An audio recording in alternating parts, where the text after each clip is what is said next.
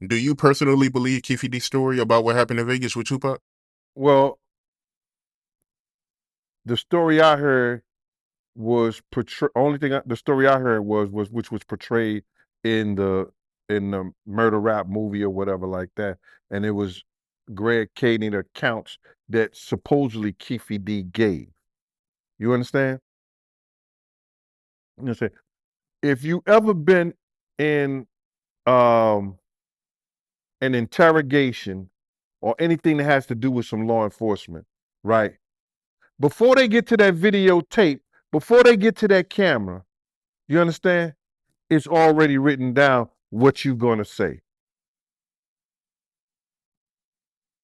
They're going to tell you what they need for you to say and how they need for you to think and what you need to do to get out this situation.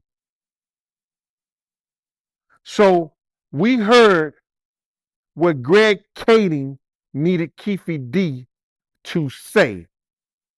You understand? In order for him to get out of his situation in California. You understand? We're going to bring Eric Von Zip into this by saying he gave you a gun. Anybody know who deal with bosses?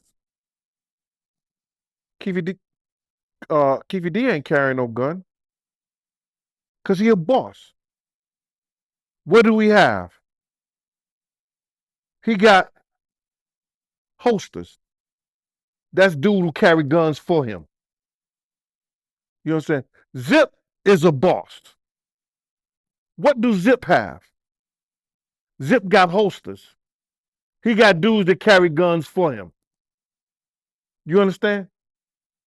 But they had to put Zip in a situation where it looks like he gave Keefe D a gun because his connection is to Puffy. And what does Zip say? What did Greg Kading say or Keefe D say that Zip said? This is the perfect time now. This is the perfect time now. If you're looking to get somebody and you got a hit or somebody paying you $1 million to hit somebody, anytime you see this is a perfect time. Am I right or am I wrong?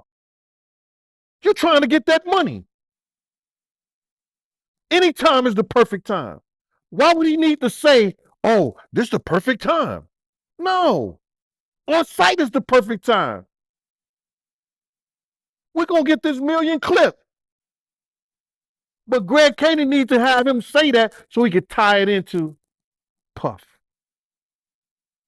You understand? So he says everything he needs to say for this to go down the way it went down.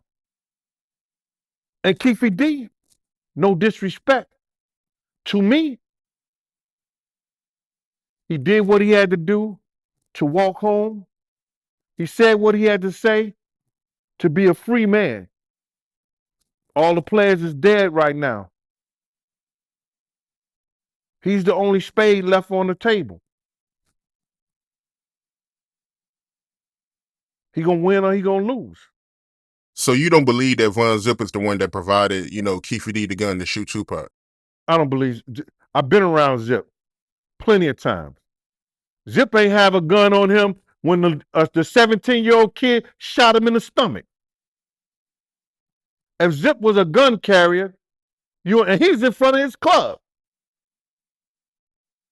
Zip was never known for carrying a gun. You feel me? I feel you, man. So when it comes to, who shot Tupac, right? You still believe that Orlando, he wasn't the one. Man, I go by what the witness say who was there, not what somebody come out 10 years ago and make up. If Gaddafi, if was the other young gentleman from the Outlaws say they saw a big black arm come out the window, it was only one big black person in the back of that car. according to Keefe D. Big Dre. So why do you think Keefe D is lying and putting the blame on, Orlando instead of Big Dre? Because they both dead. So, does it really matter? Who did he put the shooting on first, brother? Keefe D put the shooting on Orlando first because Dre and Orlando was living. When they got to Keefe D, Dre was dead. Had Dre still been alive and Keefe D went under that thing, do you think Keefe D would have said Dre, if Orlando was alive, do you think Keefe D would have said Orlando did it? He wouldn't have said that. That's his nephew, that's his family. He wouldn't have went out like that. He put it on the dead man. Dre died after Orlando. You understand? All these cases in California, they try to put it on a dead man. It's easy to solve the saying that the dead man did it. Keefe D said it because Orlando was dead. But if you talk to the people in California, you talk to his family, Orlando didn't do it. Dre was bragging about it, but Keefe D made a deal. So he has to stick with what he told them.